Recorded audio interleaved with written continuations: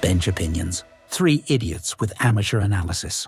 Welcome back to Bench Opinions. We are missing our good friend Maximilian van der Heide. He, unfortunately, I say, has flown to South Africa to enjoy a little bit of the end of summer. As we say in South Africa, shame. Shame.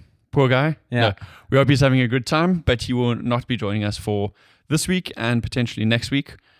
But that just means you and I get to chat a little bit more, Dom. Exactly. And it is a pleasure. And this is a good time to, particularly now, if you are maybe not as fond of Maxi as you are of the two of us, to click like and subscribe. It's a good opportunity. That's a great segue into suggesting that. Exactly. But yeah, even people like Maxi deserve a holiday. So exactly. Hopefully he recharges, comes back with some fresh thinking, probably some more complaints. Well, especially for the segment that we're going to be talking about today, What a Week. Exactly. Hopefully he comes back with some solid stories so that he can grace everybody's ears with some good... Yeah, South Africa is a good place for throwing up some observations, things that maybe happen across the pond there that don't necessarily happen here in Germany. That's true. Exactly. Speaking of stories, what can you tell us about the past week? Well, my mom's been here for the last 14 days or so, and part of that was a little short trip to Hamburg, I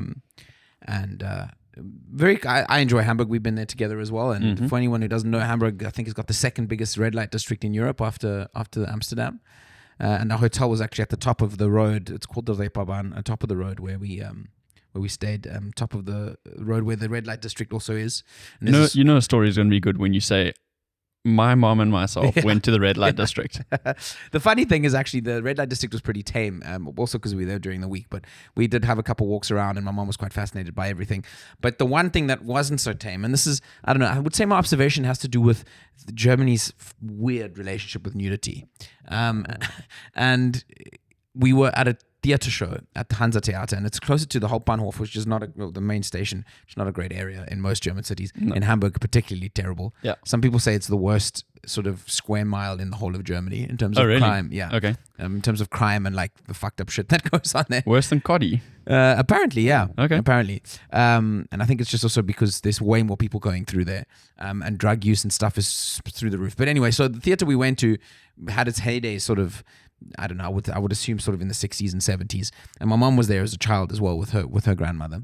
And we they do like variety shows, and I don't know if it's ever been as sort of promiscuous as it is now. Right. But we went to a variety show that was led and presented by a massive ginger drag queen with a beard and the whole toot. Okay. And yeah, the show was called what was it called? Freak Out.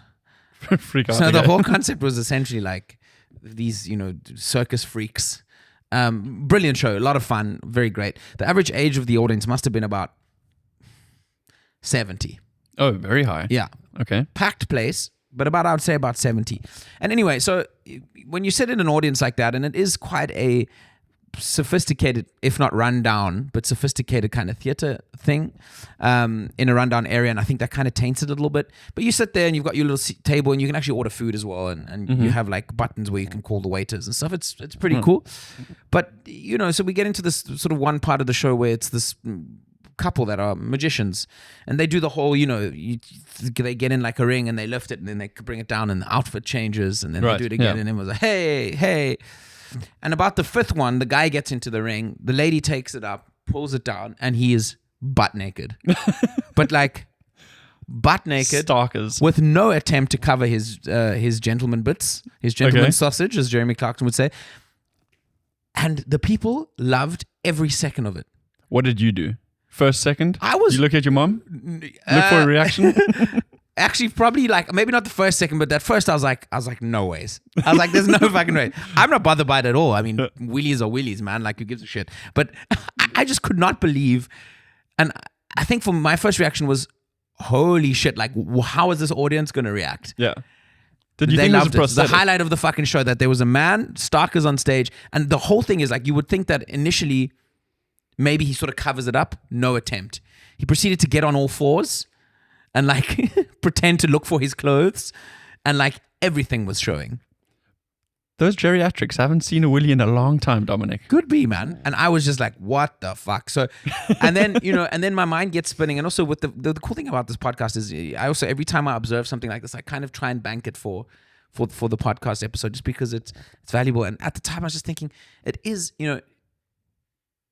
it's so weird to me that Germans are relatively closed off, but when it comes to nudity and Big fans. expressing yourself, it's like hell yeah. Yeah, it's the not unisex. What do they call it when co-ed saunas? Yeah. It's the nude beaches. It's the Yeah, man. Yeah, I mean, you have a section of like a lake that's a nudist beach, but there's no line. Or like in Munich, where one side of the river is like for clothed people, and the other side of the river is for nudist people, but the river is like 5 meters wide. It's the same thing as when you go to Plötzensee here in Berlin, where they have that like really poor attempt at a fence between the nude part of the lake and the. But then they all walk out into the jetty. So. Yeah, 100%, bro. Their gentleman sausages are definitely floating in the same water that yours is. Dude, this was a couple years ago, and I went to go visit my sister in Munich, and it was in the English Garden, right?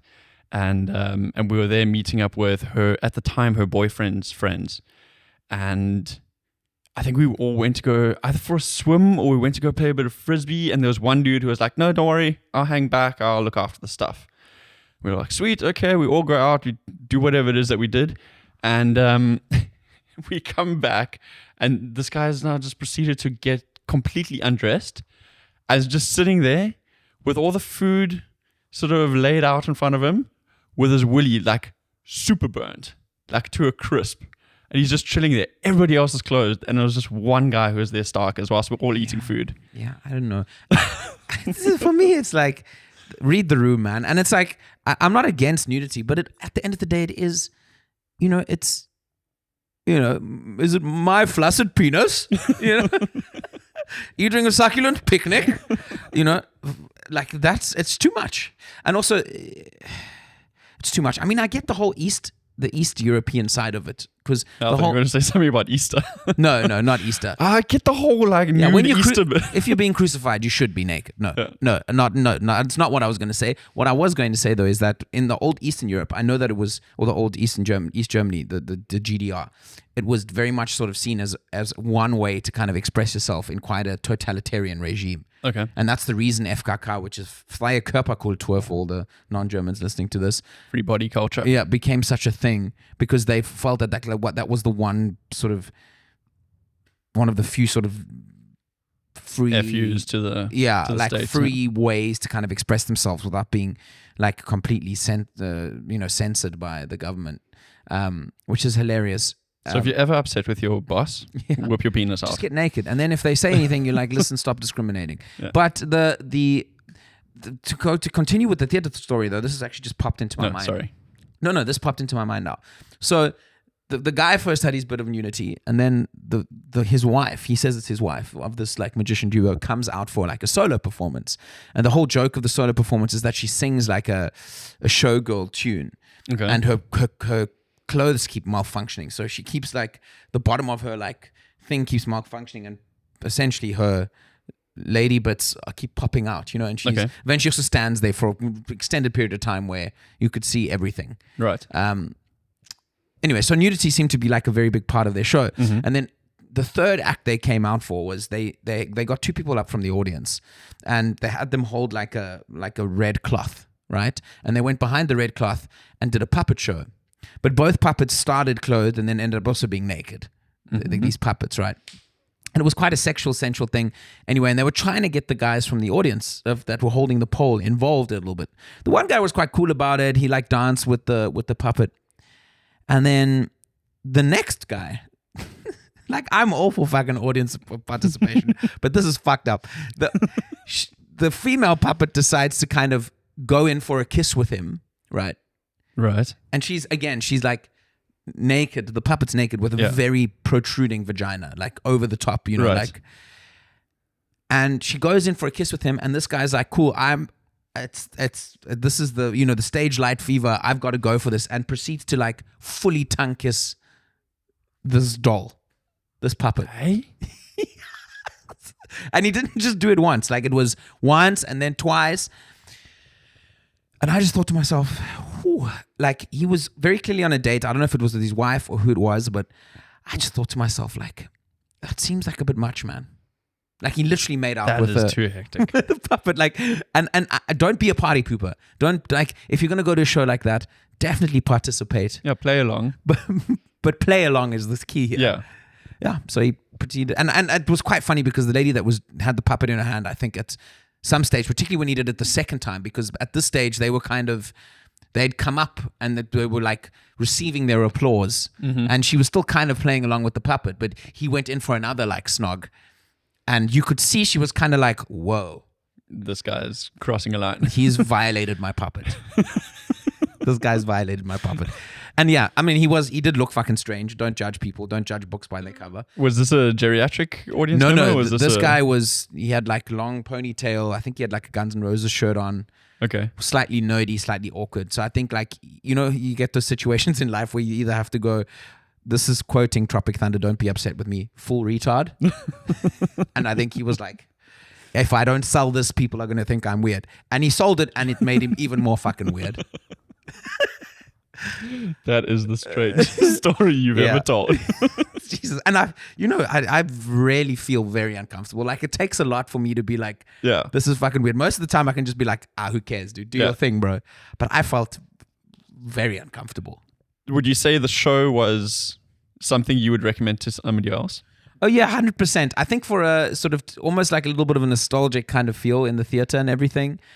And just, it's quick. It's 110 minutes, I think. Okay. So it's like, because that's what I don't like. That's what I find in theater that we get these days. You get like this kind of theater that's a bit fucking weird, bordering on like a ping pong show, And then you get like the super like uppity theater and opera kind of vibe. And I think out of the two, I'm always going to go for the lighthearted one, where people are just as talented, even though their talents might be a bit strange. And, but you're in and you're out, there's not like 3 breaks and yeah. What's it called? A pantomime? Yeah, like it's similar to a pantomime. This is sort of like a variety show, they call it. So okay. I definitely recommend it. So if you're ever in Hamburg, go to the Hansa Theater. I think tickets were like 29 euros, 30 euros. No, that's all right. It was really good. Yeah. Yeah, there was some singing, there was some nudity, there was some very eager audience people. Properly varying. Yeah, I'm very glad I did not sit anywhere near the front because the Gingerzilla was the drag queen's name, and they were very into like groping men and licking bald heads. Luckily, I always have a cap on, but if I'd gone without a cap, the top of my head would definitely have been licked. That's not right. Yeah, it's like I said, it's strange that something like this can.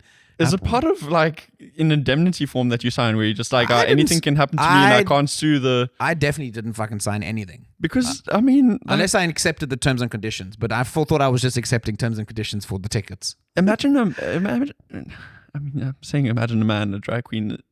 Not going to get into that topic, but imagine you. And because you're a singer, right? Imagine you just walked around the audience and started licking women. Yeah, I know people that are in prison. I know people that are in prison for that. Is that not assault? There are some people in prison for this kind of behavior. Yeah. Okay, let's not get into that. But true. But although remember when we were in Scotland and we were in that one bar and these girls kept taking my cap off. Oh, yeah, and I remember that. And I proceeded to be like, what did I say? I was like, how would you feel if I just walked over to you and took a piece of your clothing off? Yeah. And then she was like, because then I think she also proceeded to like start kissing my forehead or the top of my head. Something like that, yeah. And then I kind of, what did I say? I said, yeah, what if I did that and I just took your top off and started kissing you? And she was like, as long as I can draw a nipple on the top of your head. That was a comeback. She was very strange. They were crazy. Yeah. That was it was not the normal Scotland that I'm used to, that place. But yeah, it is a weird line in the lines in our society are strange. Because sometimes they're there, sometimes they're not. Yeah. Sometimes they can't, sometimes they don't. Blurred lines, Yeah. Anyway. Also, do you have an observation? I have an observation. It's not as funny as yours, unfortunately, but still quite interesting. I went to a show. Actually, let me tell you about the trip to the show. I went to this like cult inauguration. It wasn't, Mom. Don't worry. It was just a performance, but that was another story. I always say if you're going to be in a cult, make sure you're the leader. Oh no, our friend Martin, he's definitely the leader, but I'll get to that later. Anyway, on my way there, I had to catch the bus at Alexanderplatz, and Alexanderplatz is one of the most, what is it? The most people in frequented, Europe? Frequented squares or points in Europe. Yeah, so there's a lot of people running around there, lots of traffic, and I'm waiting for the bus, and sort of like listening to my music, and I sort of like I look left. And I just see there's a guy running, and the bus is like really close, but it's on a coffee break. And I just figured, oh, this guy's probably thinking the bus is almost at the bus stop. He needs to catch it. And I don't really think much of it. And I didn't realize that there were people running behind him as well. And then I sort of look ahead again. And then the next thing I look left, and this guy is now on the floor, 2 policemen on top of him. And then there's 2 younger lads like standing next to him, and the one dude is like, oh my God, and is like clutching his back. What had transpired was this guy was running away from the police. They were behind him, chasing him down. And I think from what I was trying to puzzle it all together, I think what happened is that the 2 young guys that were standing next to the guy on the ground, they had gotten up from their table, taken a step back, and sort of stepped into this guy's path and knocked him down. Which then allowed the police, to then actually catch him. And now these guys are like the heroes because they had stopped whatever it is that this guy did. I don't know what he did. But what I found fascinating is there's 2 police officers. Within 30 seconds, there were about 10 police officers.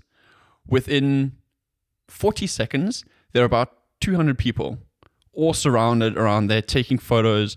You had guys on motorbikes that would come, stop, park like in the middle of the walkway just so that they could take photos. You had a lot of youths that were like on scooters who all came racing up, parked the scooters, and everybody, like I took my headphones out because I was trying to listen to what was happening. Everybody was just like, brother, go film it for YouTube, police brutality. And I was like, nothing even happened. The guy got knocked over by a civilian, and then they put him in handcuffs. There's no police brutality. But these oaks were already walking around with their phones going like, yeah, man, so here's the police. They're beating up this guy because he's an innocent man. It's like, this is how all this nonsense gets spun. Yeah. It's like there's no proof against what they're saying. Yeah, and Joachim's just trying to arrest the guy.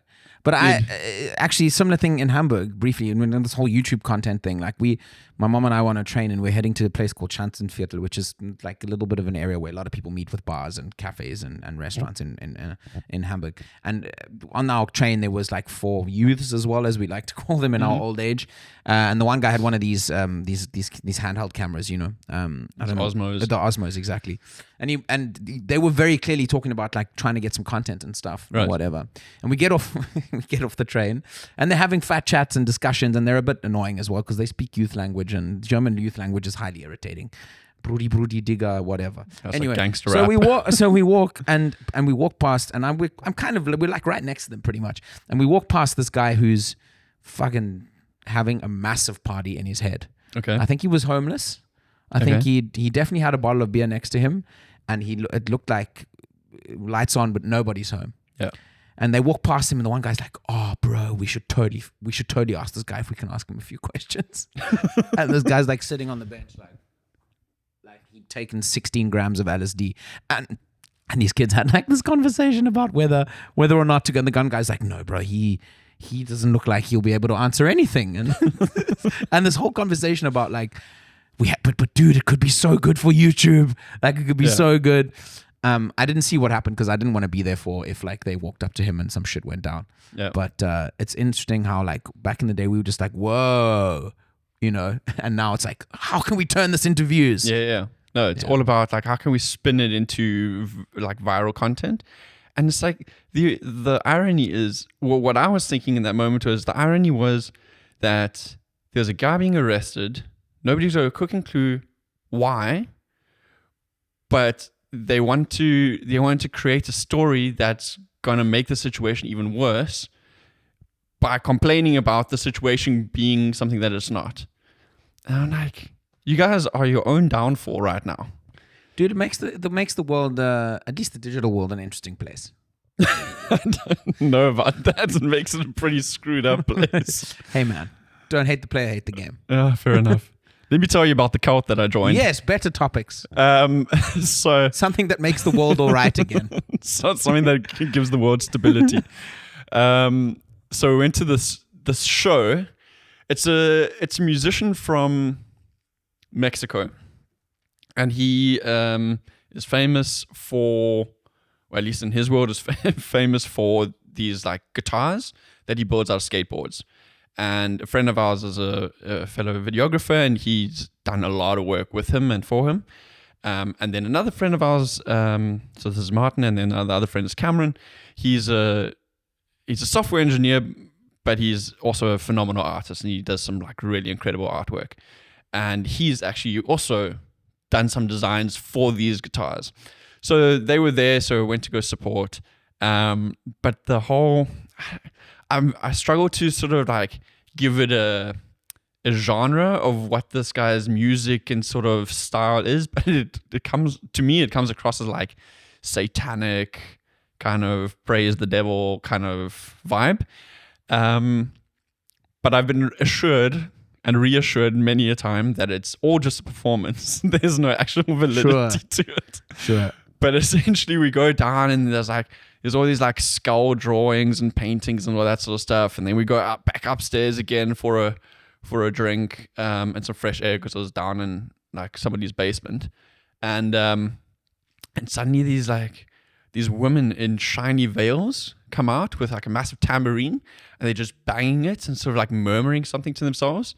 And they kind of like herd us like cattle back into the building and down the stairs into the basement. And you get downstairs and everything's just red light. And then right at the front, you've got a dude with long like blonde locks and a white suit and a megaphone that's duct taped to like a staff. And he just he's like, okay, my brothers and my sisters, now the sermon shall begin. And then he just goes on this whole long story where he's like, our house is on fire, and we must let it burn, and we must praise the father of the house of fire. Obviously, I'm thinking that's the devil, right? But like everybody there didn't seem like they were Satanists. So it was like this weird, just a bunch of fucking accountants in a room like, exactly. I just really like skateboard guitars. Yeah. And I remember leaning over to my one friend that had come, and he had brought his girlfriend. I just leaned over to him and I was like, I just want to let you know that the guy whose event this is, he has like a sex bar where they have like orgies and stuff like that. So if things start getting weird, sorry, I didn't realize you're bringing your girlfriend. He's like, well, that's awkward, but oh well. No orgies were had. That's disappointing. If you're gonna go full cult, there should definitely be sex. Well, I mean, I don't want to sort of claim that there wasn't. I don't know what happened after hours, but in my presence, nothing happened. But like, he was like, it was like Catholic when they give you one of those rice cakes or whatever those things are. Yeah, it's like this weird sort of bready stuff. Yeah. So you had like the front row, like they were, because I'm now thinking, right, this is just a performance. This is what I've been told. It's just a performance. But then you have people in the front row like going down on their knees and they're like, yeah, give me the rice cake. No. And the thing is, you're doing something pretty fucked up if afterwards you have to just convince people that it was just a performance. Yeah. That's how you know it's pretty messed up. Yeah. I struggle to, I'm one of those people, I'm like, what the fuck is this? What am I watching here? Yeah. I'm like, I just keep on reminding myself, I'm here to support my friends. I'm here to support my friends. What a way to go. Yeah. No, it's interesting. The funny Klaus thing Schulte lies here. Support a friend fell victim to satanic ritual. And the funny thing is that our mate, who is not like in that genre at all, but just works with this guy a lot because he gives him a lot of freedom to sort of do anything he really wants, from a video perspective. He just sort of like, he gets really involved in the whole thing. So like they play music. He's like, guys, I'm going to go stand in the front and like get the full experience. And then he goes and he stands in the front. He's just like brimming from ear to ear. And he's just like, yeah, this is so interesting. Then the music starts and he goes to the front and there's like belly dancers just come out of nowhere and he's standing at the front just jamming with them. Like, dude, you are the ringleader in this thing. You're not just a God, that's you're so just funny. not just a voyeur. It's all very strange. It is very strange. Another one of the blurred lines we have. Yeah, I mean, Because you can say it's for performance, but now I don't ever wake up and I'm like, how am I going to pass my time? And then the thing that I found so fascinating is like this whole like sermon and the veiled woman walking around. Do they like meet up and rehearse this stuff, or is this just like spur of the moment? Like I'm trying to imagine somebody sitting in the bedroom like, okay, Valerie, so I've come up with this idea. We're gonna have you in a shiny veil dress, and then we're gonna have Petra play the tambourine, and then we're all gonna shout, "Smash the patriotism!" together in unison, and then we're gonna actually take patriarchy, right? Patriarchy. Yeah, that also is so. And patriotism. Oh, that's so bizarre to me that like within a satanic ritual you'd have to then say something like "smash the patriarchy." Meanwhile, there's a man with a megaphone. Yeah. None of it makes sense. And then they took this baseball bat and they were like hitting like a police shield, and then this woman would chant, "Smash patriotism," and then he would go, "Smash patriotism, smash, smash." I was like, this is just It also seems like an amateur attempt at a cult. No sex. No duct blood. tape, megaphone. No, that seemed pretty authentic. Yeah, authentic, but not very low budget. Low budget. This cult has not taken off yet. No, if they had gaffer tape, then we would be Exactly. talking. Then there's some money coming in, and that's when you know it's a real cult. Yeah, but not duct tape. No. Fucking hell. Yeah. Anyway, so that was an experience. Yeah. So as Chingzilla said, let your freak out. 100%. And they let their freak out. They definitely did. All right. Well, Nice. that was a week. Well, it sounded like we survived some things. Yeah. And hopefully we survive some more so that we can tell And what doesn't kill you only makes you stronger, as they say. a good song. It is. Yeah. Thanks for listening to this week's episode of What a Week, and for listening to all the other episodes this week. If you haven't, please go check those out. And as Dominic reminded you at the beginning, please like and subscribe.